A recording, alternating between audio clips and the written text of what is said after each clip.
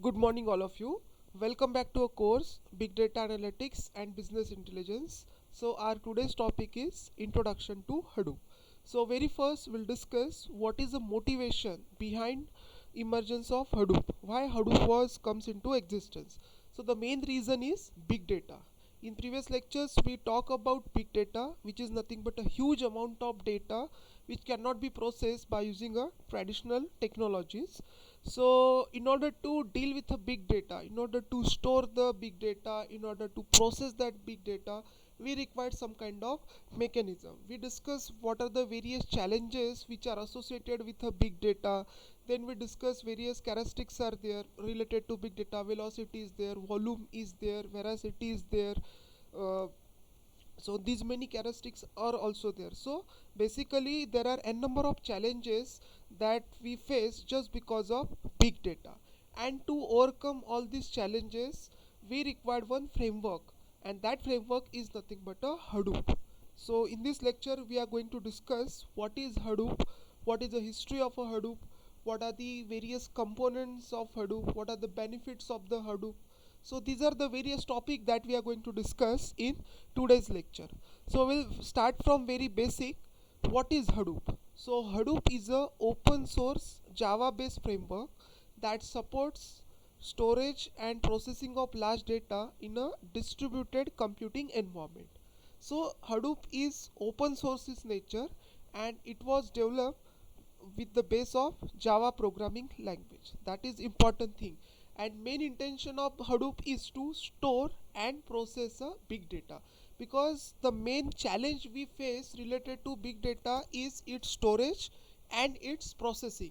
So that challenge is taken by the Hadoop framework, and it comes into existence in the year of 2006, and it was developed by Doug Cutting along with Mike Cafrella and its team in the year of 2006. And Hadoop name was given after Doug Cutting, who is a main contributor in the Hadoop, after his son's toy elephant. Here you can see the symbol of elephant. Why it is being associated with Hadoop? Because that name was given based on the toy of that Doug Cutting. Okay, next one is it allowed to store and process big data in distributed environment across clusters of computer using simple programming model. See, Hadoop is a framework, but it supports a distributed computing. It supports a cluster of computers. That means a number of systems are there which are connected with each other by means of a network, and one centralized system is there who is going to control that thing. That means our data is present in a distributed machine in a number of machines. So Hadoop supports a distributed environment. Then it is designed to scale up from single server to thousands of machines. That means Hadoop is a scalable framework. You can add multiple machine, a number of machine to this particular network. So in this case we can call it as a node. One system act as a one node. Multiple nodes you can add in case of Hadoop, because it supports a distributed environment. And currently Hadoop is used by Facebook, Yahoo, Google, Twitter, LinkedIn, and many more. So a number of companies are using this Hadoop framework in order to store and process a big data. Okay. Now next one is what is the history of a Hadoop. Okay. So the journey of Hadoop was started in the year of 2002. So Apache Nutch is initially developed in the year of 2002 by Doug Cutting. In 2002, the Doug Cutting developed the Apache Nutch. Its development was started in the year of 2002. Then in latter 2003, Google published Google File System. uh, they develop a paper, they publish a paper based on Google File System. Then in the year of 2004, Google have released a paper based on MapReduce. After that, in the year of 2005, Nutch distributed file system was introduced, that is again based on Google File System.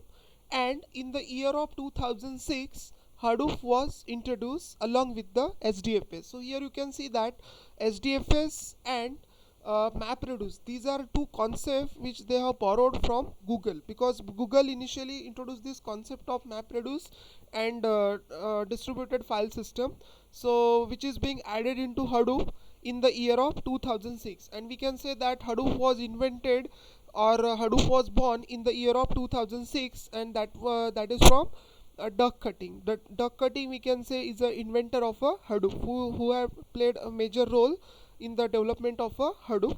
No matter complete team is there, but it was led by Doug Cutting. Then in the year of 2007, Yahoo runs two clusters of 1000 machines in order to test the Hadoop framework. Yahoo has played a major role. Then after 2000 to 2013, you observe that Hadoop release 2 was released. Hadoop 2 was released in the year of 2013. Then in the year of 2017, Hadoop 3 was released, and currently in the year of 2020, we have latest version of Hadoop, that is Hadoop 3.0. So this was a history of a Hadoop. So you can say that Hadoop was introduced in the year of 2006 by Doug Cutting. Now next one is, what are the different features of a Hadoop? So very first, Hadoop brings flexibility in data processing. So main important role of Hadoop is processing a big data, because in the traditional system what we have seen, that traditional technology do not have that much capacity, or you can say power, to process a big data. So that is what a main feature of Hadoop. Hadoop brings some flexibility in data processing, because it can process structured as well as unstructured data, because we have seen that traditional system was able to process structured data, but main issue is unstructured data. So that was resolved by Hadoop. So Hadoop is used for data processing of a big data. Then Hadoop is easily scalable. That means you can easily add a new node to Hadoop. Okay, because it's a distributed file system, it's a distributed system with support, where you can add the node very easily or dynamically. Then Hadoop is fault tolerant. So this is again important feature of a Hadoop. So data is stored in the Hadoop distributed file system, where the single file is automatically gets replicated at two multiple locations. So if we lose one particular system, if we lose a file from one system, then still we have a file which is stored in the other system. So in that sense we can say that Hadoop is fault tolerant. Then faster data processing, it has ability to do parallel processing by means of MapReduce framework. Hadoop make use of a MapReduce framework which works on the phenomenon of parallel processing. So in this way we can say that it supports faster data processing. Then Hadoop is very cost effective, because it generates a cost benefit by bringing massive parallel computing to commodity server. Parallel processing is an important feature of a Hadoop. Then it can able to handle a large data set. Just we have seen, Hadoop can able to deal with structured data and unstructured data, and it follows master slave paradigm. That means in this case you have master node as well as you have slave node, that we'll discuss later. But here you need to understand what are the different features of a Hadoop. Then working of Hadoop we can explain. The main working of a Hadoop is explained with the help of MapReduce. If we talk about important components of a Hadoop, then we can find that MapReduce is mainly important component which is responsible for processing of big data, and in order to store that big data, Hadoop is going to use Hadoop distributed file system. So these are two very important components of a Hadoop. So this is what this particular diagram will explain working of a Hadoop. For example, this kind of input we have provided: deer, beer, river, car, river, deer, car, beer. So this input was provided. So first of all, it will perform a split operation, where we have split this three line into separate single line. Then map function comes into existence, where mapping, what we are doing, we are in the mapping phase, we are just converting to key value pair. So here deer is a key and its value is a 1. Similarly you can do this mapping. Then you can perform some kind of shuffling over here, and then reduce function comes into existence, which will combine the number of occurrence. So here you can find that beer 2, car 3, deer 2, river 2, and finally it will combine all this in all this output into a single file or into single location. So in this way we can find beer 2, car 3, deer 2, river 2. Actually it is a example of word count program.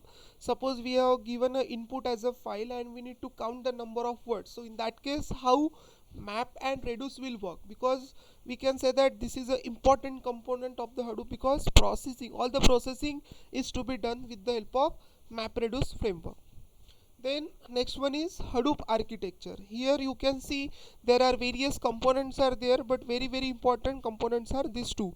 SDFS is a Hadoop distributed file system which is used to store the data in this Hadoop distributed file system, and it is developed based on the Google file system. Google have developed their own file system. So based on this, Hadoop distributed file system was invented with the aim of storing a big data.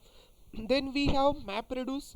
MapReduce is used for processing a big data. In order to process big data, we'll use a MapReduce. Then we have NoSQL database is there. So in case of Hadoop, there are two databases are there. One is a HBase and second one is Cassandra. They are called as a NoSQL database. Then for data integration, we can use Scoop, REST and ODBC. Generally, Scoop is used for importing and exporting data from relational database to Hadoop framework. So means either you need to perform import operation or export operation between these two platforms. What are the two platforms? One platform is a Hadoop platform and second platform is a RDBMS platform. So Scoop acts as a mediator between these two platforms for the sake of importing and exporting.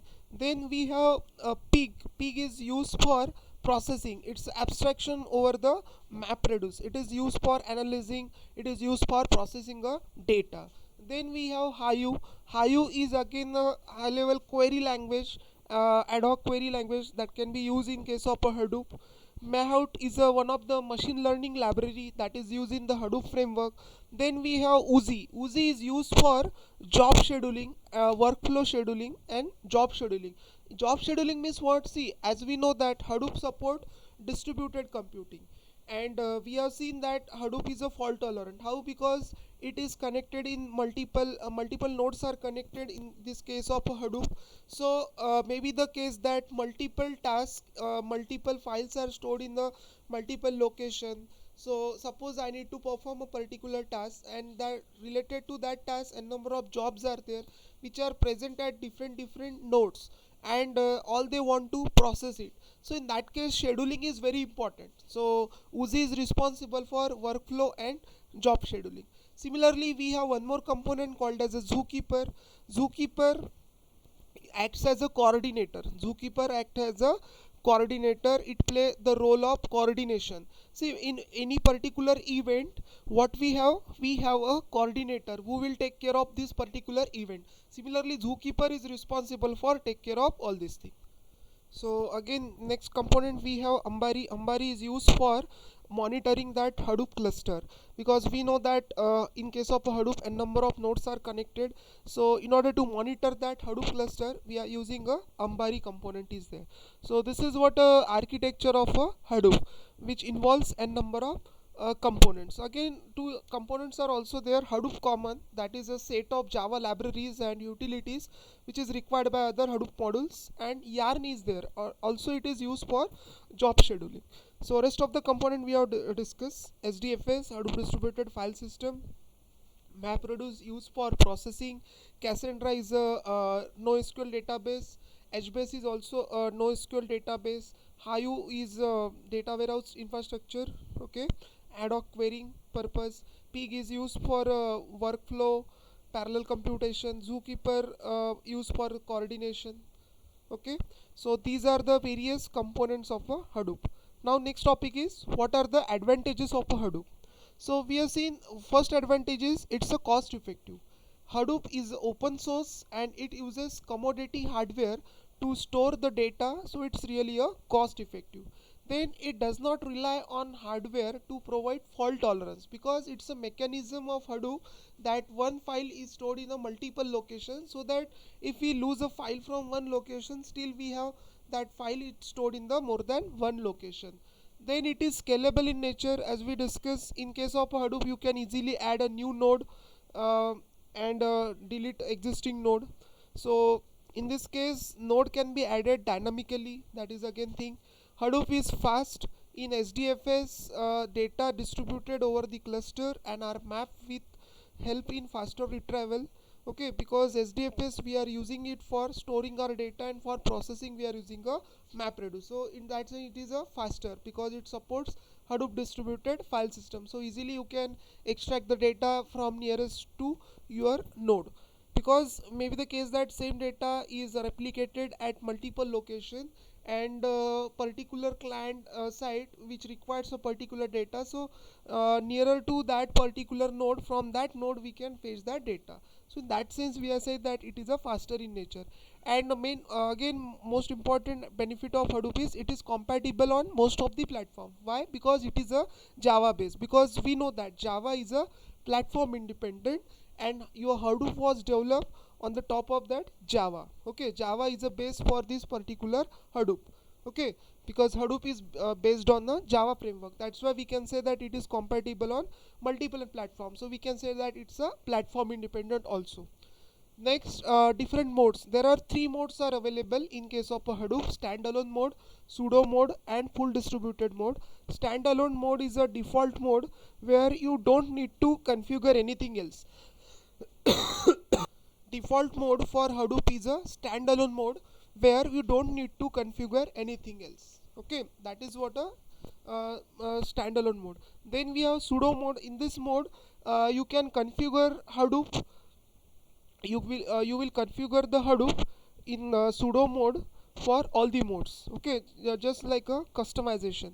Then full distributed mode. In the full distributed mode, Hadoop is distributed across multiple machines.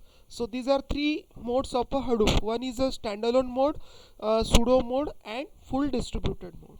So this is what a introduction of Hadoop. So I hope you understand what is Hadoop, why Hadoop comes into existence, how it helps to deal with a big data, what are the different components which are attached in the Hadoop framework, what are their roles. Then we discuss what are the different features of Hadoop, what are the different modes of Hadoop. So I hope you understand all this topic. So here we'll stop. In next lecture we'll discuss more topics related to Hadoop. Thank you.